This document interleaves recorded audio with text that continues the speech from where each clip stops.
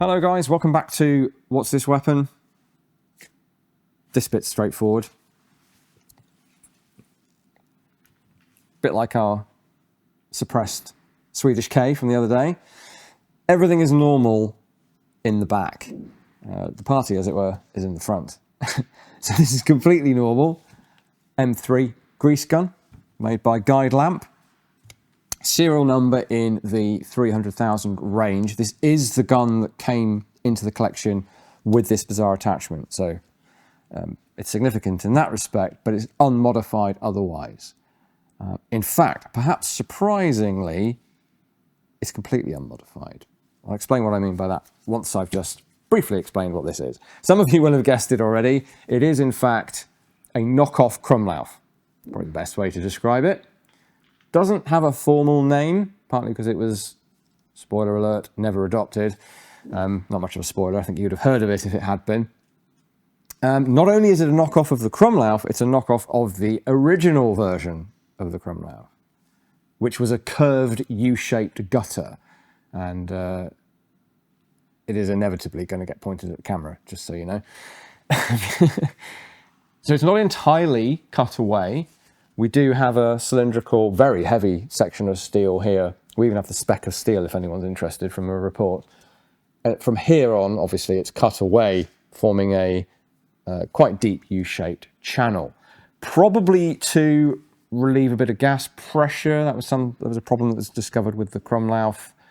And perhaps also to accommodate deformation of the bullet, because, another bit of a spoiler, inevitably, as it hits this 90-degree bend here, there's going to be a bit of flattening, and there's no rifling as well, so this thing is coming out tumbling, which may not be a huge problem for reasons that will become apparent pretty quickly as we explain further.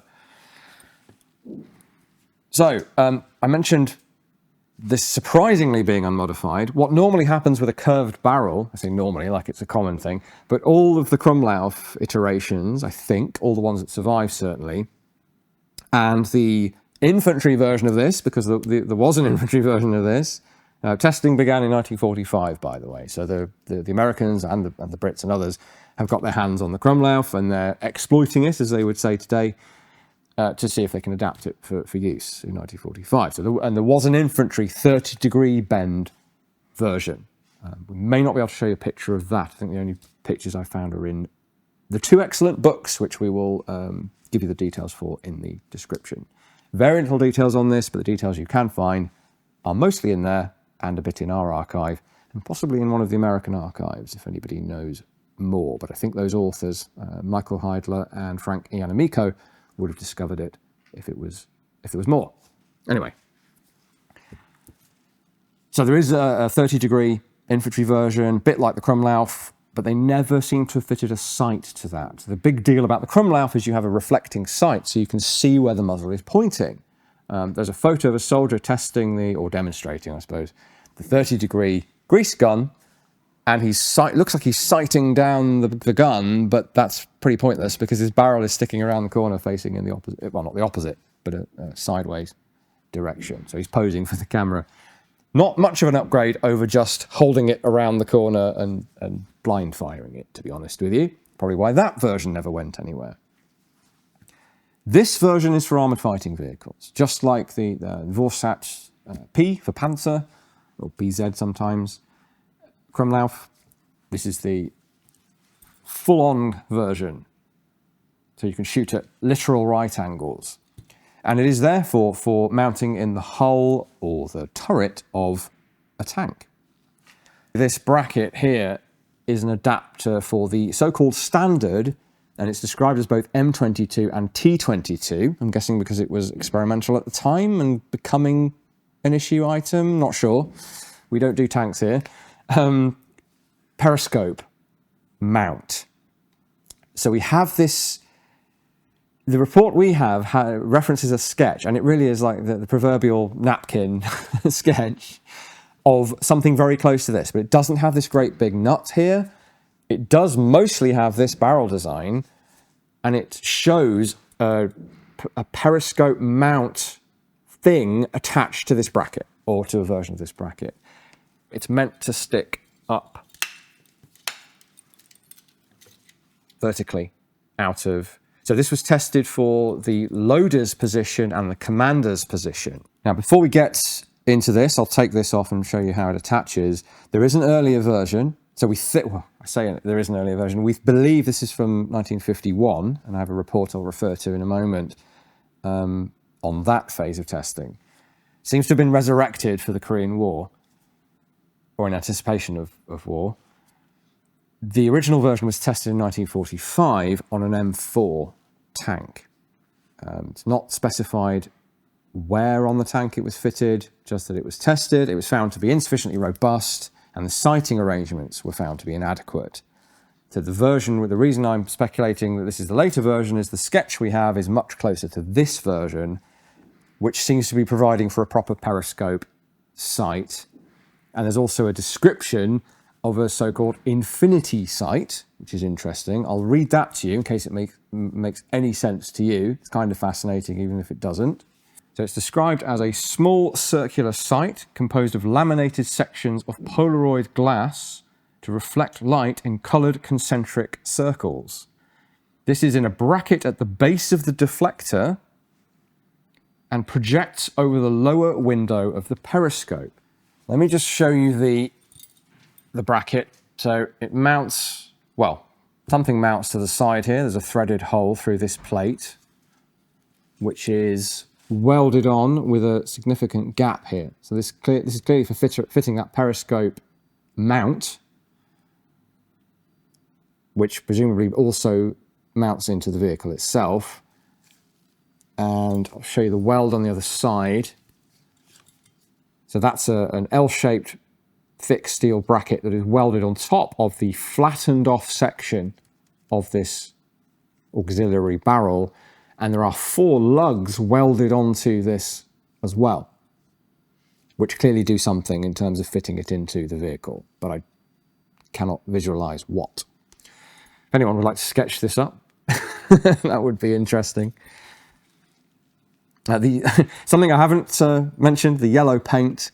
I am speculating that's for some trials purpose, for better visibility if the vehicle is being monitored as it moves around and is shooting. I'm not sure. It's not super high visibility paint. It's kind of a flat, pale yellow color, and it's been overpainted that color. The other example at Quantico, at the US Marines Museum, is not so overpainted. Now, I can't get all the angles on that. Perhaps our friends there can furnish me with some more pictures when they see this, but there's something else that was welded on top of that bracket that is broken off, and I don't know what that would be.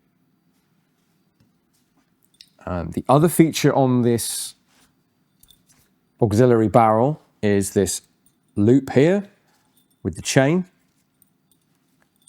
to which is attached a great big steel pin, reminiscent of the pins used for mounting machine guns into their mounts, for inserting into the big bronze barrel nut for undoing it and tightening it back up. And we may as well carry on. I'll leave the magazine on. I wouldn't normally do that, but this has been cleared. And you should be able to see, as I crank on this, you can actually see a bit of thread, even when this is cinched up. But there is a thread here. This nut is knurled, so you can get hold of it. So you can start it with this. You can then use your fingers to undo this. You don't have to mess with the M3 barrel nut and barrel itself. We unscrew that till it's loose, and then the whole unit slides off. Try not to mar the finish too much, or at all.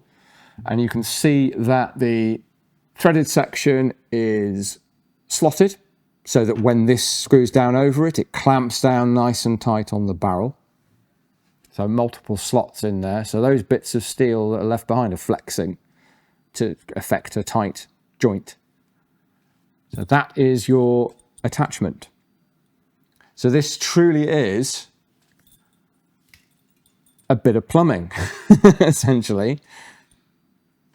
perhaps we can get a view down that bore, because in theory in there the muzzle of the actual M3 barrel is butting up against that, so that there isn't a huge amount of windage between the bore of the actual SMG barrel and the bore, such as it is, of this barrel. So we'll see if we can get you a shot. How you are, you just have to say that you're fine when you're not really fine, but you just can't get into it because the big bronze nut is free to just slide off, so that's absolutely part of this accessory, but to take it off you kind of have to take that off. And we're left with an absolutely standard M3, except for the barrel nut spring there has fractured off, which is interesting. My speculation is that the amount of mass of this thing swinging around on the end and constantly being taken off and put back on again, and perhaps even under fire, has weakened that spring to the point where it's stress fractured and broken off. This barrel is seized in place, which is actually helpful in terms of taking this on and off. And you don't have to mess with it per se, but something has broken that off. Now, I don't know if that's a common failure with M3s. Most of ours won't have seen much action in this collection. So if anyone has seen that on a normal M3, let me know. This system does leave you with quite an obvious witness mark where the parkerized finish has worn down at this point here. So if you ever find an M3 barrel that's worn at this distance from the barrel nut in this pattern, it's almost like bright marks where those bits of steel are being compressed onto this bit of steel, if that makes sense. Now, there might be other barrel attachments that leave those marks, but I doubt it. I think that's probably indicative of a barrel that's been used in testing. Not that many of these will have been used that way. Now, when this thing's installed, just screw that back on just for the sake of appearances, and it can sit in front of me while I carry on rambling. Use it as a stand. There's some bits of dirt coming off there, apologies. So this arrangement, with this obviously behind it, otherwise it doesn't do anything, gives you 360 degrees, like a periscope, with literally a periscope sight attached to it, of traverse, 360, and allegedly 40 degrees combined elevation and declination. This is designed to keep people off your tank or off your armoured vehicle. So that if they get inside that depression, that declination, then they're not obviously going to get shot, although the dispersion is significant on this, which I'm coming to. But you can't, I'm guessing this is a limitation of the periscope mount that this has been fitted to, but I don't want to keep showing my ignorance of armoured vehicles. The Springfield Armoury photograph of the infantry version of this, the 30-degree one, is dated 1947. Now, I don't know if that's a record shot taken a few years after those 1945 trials, but the information we have on that is about the armoured fighting vehicle version. So it's possible that in 47 they're testing the infantry version, unclear. But in any case, in 1951, this thing gets resurrected in, I believe, this form. So this is a modified version, again, unclear how modified and in what way. Tested at Aberdeen Proving Ground, and it's an M4A3 Sherman, which is not the latest Sherman by that point, an M26 and an M46. It's tested on 3 different tanks. And that leads me to a 1951 document. So it's a British document, so it's from the UK side, taking an avid interest, or something of an interest anyway, in the latest in armoured fighting vehicle protection weapons. And it's summarising the US trials of 1951. Now, it seems that there was a way to lock off this mount so that it stayed pointing in a fixed direction, because there are 2 accuracy assessments, one for a fixed gun and one for a free gun, as they call it. So fixed gun at 9 yards, slightly arbitrary distance for these, but 9 yards, we have groups of just over 3 inches. At 42 yards, again weirdly specific, we have groups of just over 15 inches. So as mentioned, the dispersion is pretty dramatic. Now the free gun, where I'm guessing they haven't locked it off, very vague on the mounting, as I say. At 9 yards, we have a group of nearly 6 inches, so twice the group size if you don't make it a fixed gun. And at 42 yards, you've got an over 19-inch group. Now, in all cases, these groups are wider than they are tall, so you're getting almost a sort of duckbill shotgun effect. And I think that's the secret to the potential of these things.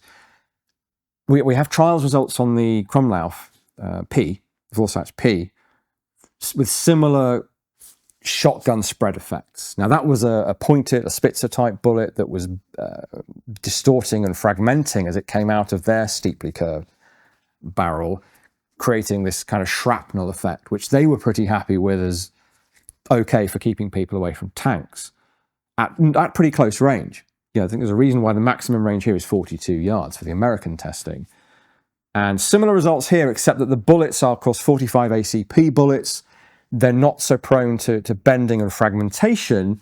They're going to be coming out of here slightly deformed and not stabilized, and so tumbling. So there'll be, the 45 bullet is a bit longer than it is wide, so you're going to get greater tissue crushing, if I can put it that way, in terms of the wounding effect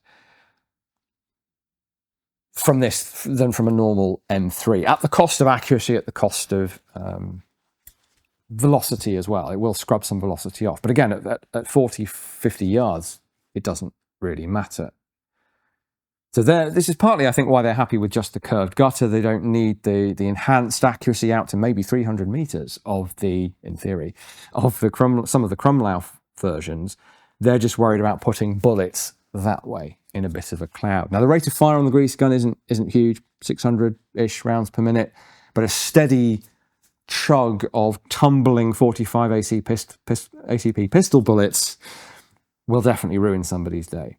And actually, the lethality is described in this trial summary as well, out to 100 yards. And these tumbling, slightly damaged bullets were going through a 1-inch thick pine board at 100 yards. So absolute, more than adequate, I would say, in terms of lethality.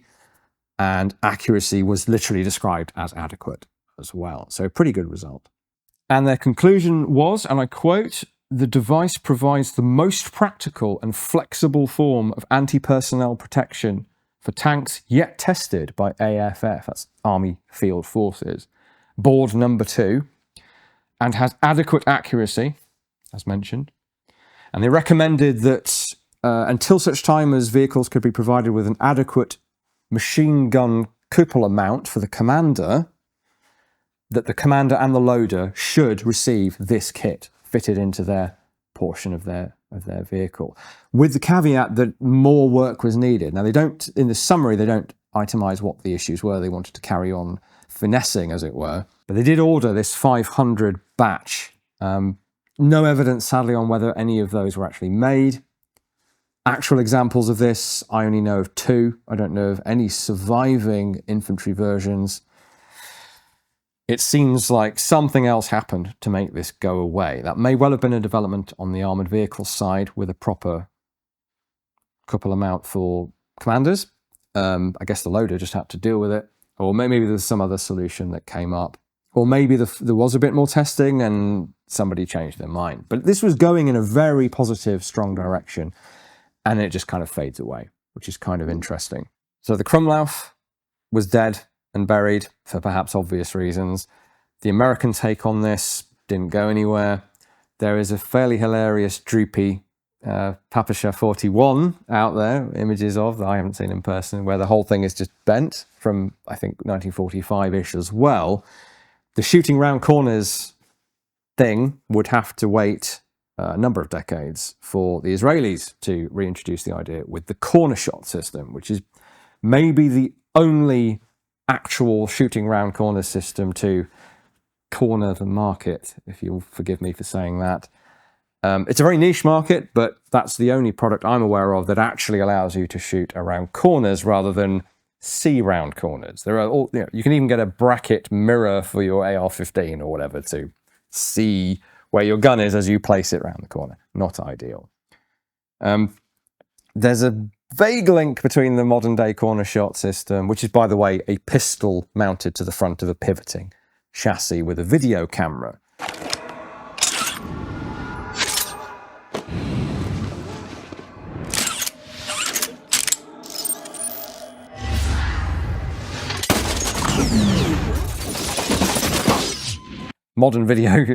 Modern-ish video cameras are a great way around this problem, because after all, sighting is an issue. Very slight connection, which is that the infantry version of this, and I'll try and replicate it with this version, which is not the right version, seems to have allowed you to rotate it, which is a little bit like the CornerShot. The CornerShot can go left or right, and the photos of the infantry version show it curving off to the left, and the soldier is posing with it, pointing around the corner. But the way the mount works, the way this barrel nut works, you could, it wouldn't be ideal, but you could twist this thing 180 degrees by pulling down on the spring and rotating the barrel nut. Not ideal because you are slightly undoing the barrel, but you could, in theory, shoot around corners. Now, it's worth noting that the Krummlauf was never designed to shoot around corners. It was designed to shoot over the top of cover. It was essentially a glorified World War I trench periscope system. But the Americans were thinking about infantry approaching corners in a slightly more evolved way, even as they're using a devolved gutter version of the Krummlauf. Thanks for watching as always, guys. Don't forget to do the usual YouTube stuff, like, subscribe, all that kind of thing, and check out our website, our social media channels. If you'd like to check out as well the History of Weapons and War app, where we've collaborated with a load of other weapon-related YouTubers who have some parallel content over there, please do that as well. And we have a bit more merch for you. So this is the gold, or a small rendition in badge format of the Iraqi gold AK that was in our recent Reloaded exhibition. So this has been immortalized further as both a badge / pin and as a key ring, and I believe they come as a set. So you might like to look into those. See also the baby Browning, which weirdly is bigger than this, but that's just how scale works. And you might find a few more things in the shop as well. Link should appear somewhere in this video. Failing that, there's also a link in the description. But whatever happens, we'll see you again here next week.